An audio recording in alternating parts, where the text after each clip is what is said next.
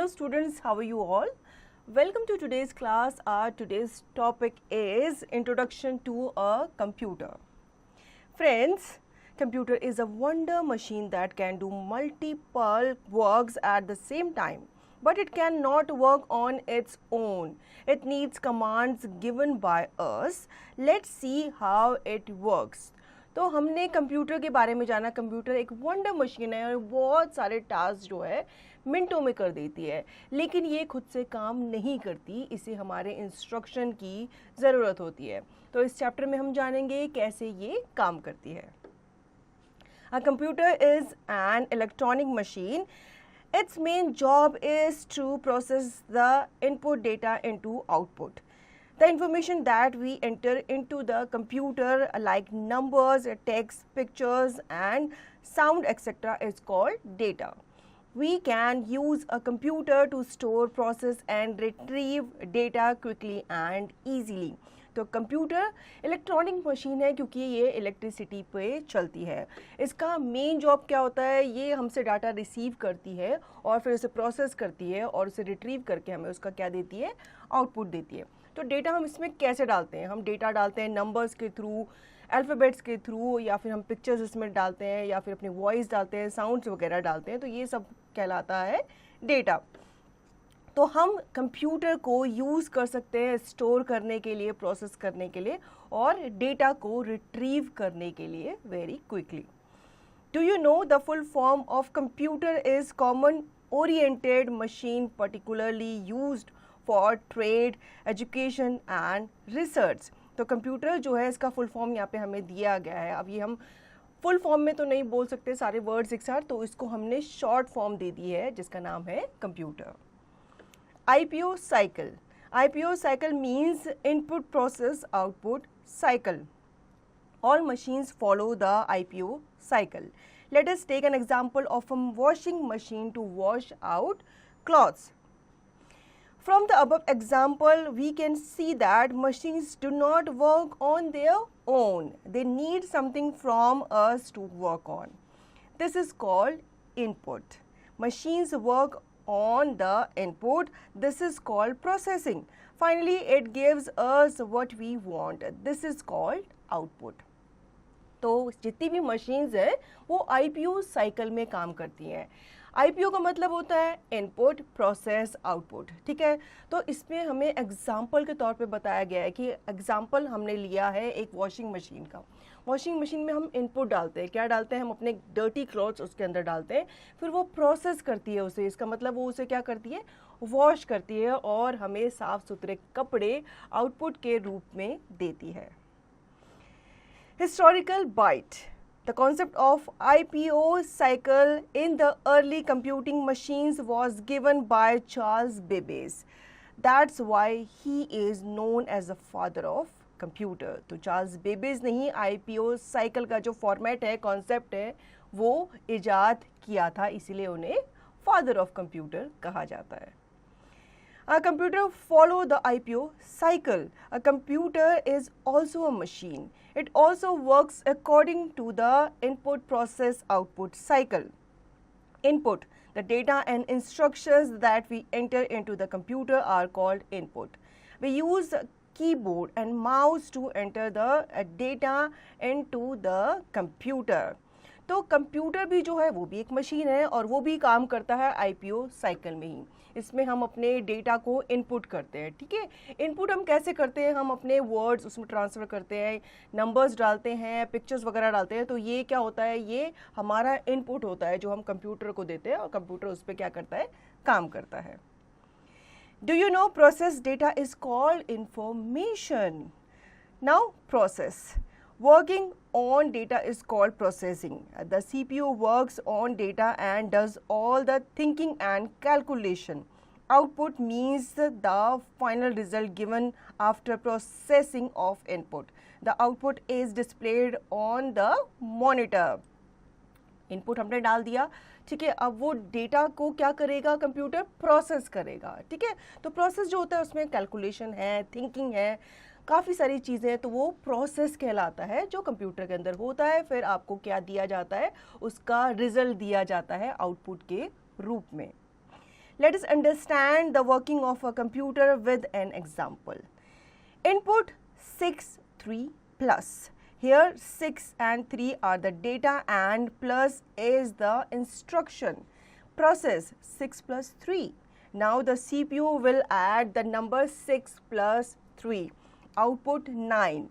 9 is the output of the sum. 6 plus 3 equal to 9 is displayed on monitor. For the IPO cycle, a computer needs following devices. तो हम यहाँ पे example के through समझ लेते हैं कि कंप्यूटर जो है वो IPO साइकिल पे कैसे काम करता है. हमने उसे इनपुट दिया 6, 3 प्लस, ठीक है, ये इनपुट है. अब कंप्यूटर जो है ये सब प्रोसेस करेगा, वो समझेगा कि 6, 3 प्लस को क्या करना है. तो इसका मतलब है इन दोनों नंबर्स को हमें प्लस करना है. फिर वो उसका आउटपुट देगा आपको 6 प्लस 3 इक्वल टू 9. तो 9 जो है ये आपका क्या निकला, आउटपुट निकला. तो कंप्यूटर ने दो नंबर को कैलकुलेट किया, उनका सम निकाला और आपको आउटपुट दिया उसका जो भी टोटल आया था वो. Input devices.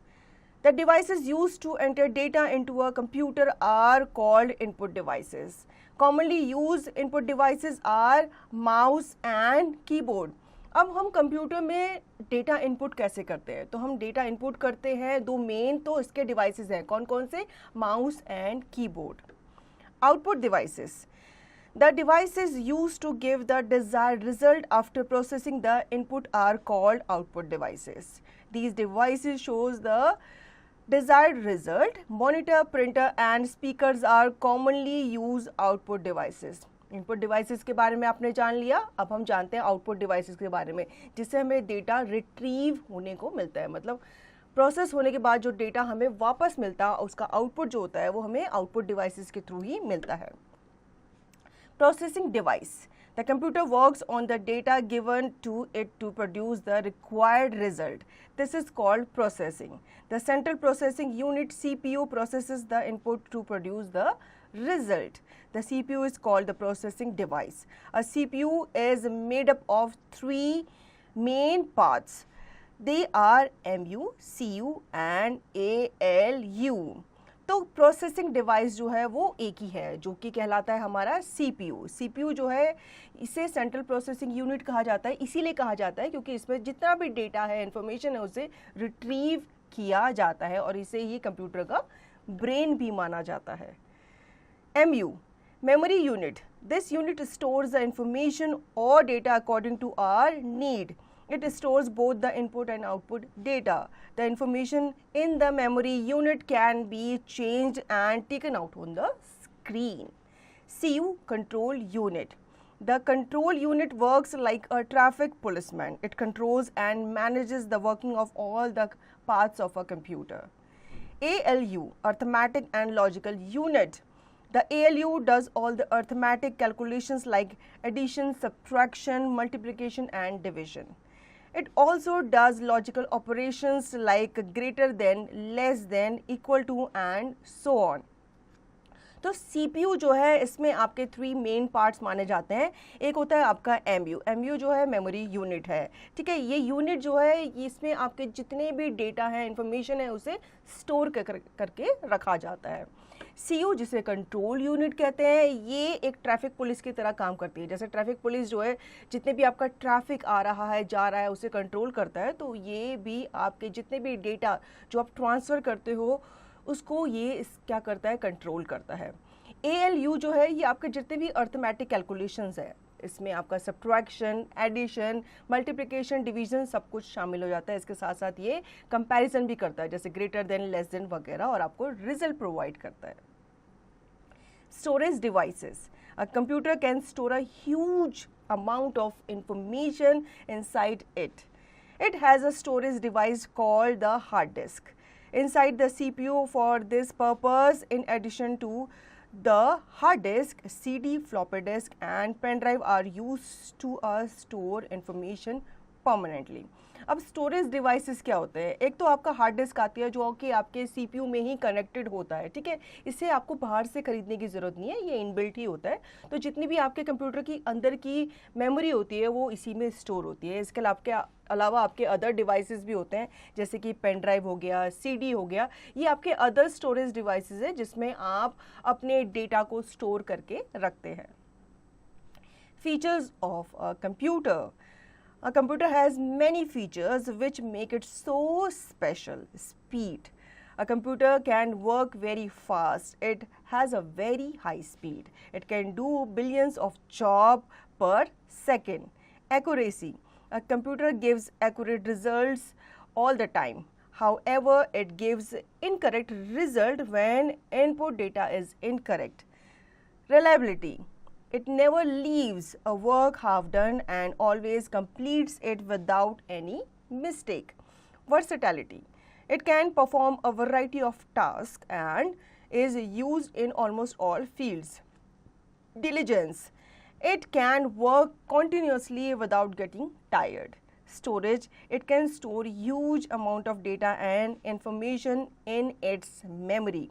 तो फीचर्स जान लेते हैं कंप्यूटर के जो काफ़ी इंटरेस्टिंग है। एक तो उसकी स्पीड काफ़ी अच्छी होती है, मतलब ये ह्यूमन से ज़्यादा अच्छी स्पीड से काम करता है, बहुत फास्ट ये काम करता है। एक्यूरेसी इसकी बिल्कुल एक्यूरेट होती है। जब आप इसको एक करेक्ट डेटा देंगे तो ये भी आपको करेक्ट डेटा ही आउटपुट के रूप में देगा। जब आप इसे डेटा इनकरेक्ट देंगे तो ये भी आपको इनकरेक्ट रिजल्ट देगा।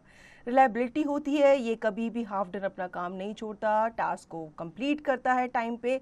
वर्सेटैलिटी, आप इस पे एक ही बार में मल्टीपल टास्क कंप्लीट कर सकते हैं। आप म्यूज़िक सुन सकते हैं, मूवी देख सकते हैं, साथ ही साथ आप कोई डॉक्यूमेंट भी क्रिएट कर सकते हैं। ये डिलीजेंस होता है, ये बिना थके काम करता है और इसमें आप ह्यूज अमाउंट ऑफ इंफॉर्मेशन को, डेटा को स्टोर करके रखते हैं। Now, do you know the speed at which a computer operated can be measured in MIPS, millions instructions per second? तो स्पीड जो होती है कंप्यूटर की वो ऑपरेट की जाती है या फिर मेजर की जाती है MIPS में। Limitations of a computer. Despite its various features, a computer has many limitations. No decision-making power. It cannot take decision on its own. It works as per the given instructions. No self-intelligence. It does not have any intelligence of its own. Its working capabilities are limited to the given instructions only. Zero IQ. A computer does not have an IQ, intelligence quotient. By mistake, if you enter the incorrect input, it will give the wrong result. This is also called GIGO, garbage in, garbage out. Electricity. A computer depends on electricity and cannot work for long time without electricity. अब computer के अच्छे features हैं, advantages हैं, तो इसकी कुछ limitations भी है। एक तो उसके अंदर डिसीजन पावर नहीं होती, ये खुद से कोई भी डिसीजन नहीं ले पाता, ये हमारे इंस्ट्रक्शंस पे ही डिपेंड करता है। इसकी कुछ सेल्फ इंटेलिजेंस नहीं होती, ये खुद से नहीं सोच पाता। हम जो सोचते हैं हम उस पर क्या करते हैं, वर्क करते हैं, लेकिन कंप्यूटर ऐसा नहीं कर पाता। ज़ीरो IQ होता है, जब ये खुद से डिसीज़न नहीं ले पाता, खुद से कुछ भी ये काम नहीं कर पाता, तो इसका ज़ीरो IQ होता है। अगर आप इसे कुछ भी रॉन्ग इन्फॉर्मेशन देंगे तो ये उसी पे वर्क करेगा, ये आपको नहीं बताएगा कि आपने रॉन्ग इन्फॉर्मेशन जो है वो दी है। इलेक्ट्रिसिटी, अब ये इलेक्ट्रिसिटी पे काम करता है, बिना इलेक्ट्रिसिटी के ये काम नहीं करता, तो ये भी इसकी क्या है, एक लिमिटेशन ही मानी जाती है। Now let's rewind. Computer is a machine that works on IPO cycle. For the IPO cycle, we need input devices, output devices, and processing device. Keyboard and mouse are used to enter data into the computer. The CPU performs the processing on input data. Monitor and printer are used to show the output. A computer has many features that make it very special. A computer cannot think on its own. We need to give instructions to it. So children, I hope you understood the chapter very well. Now you can revise the chapter and practice the given exercise by yourself.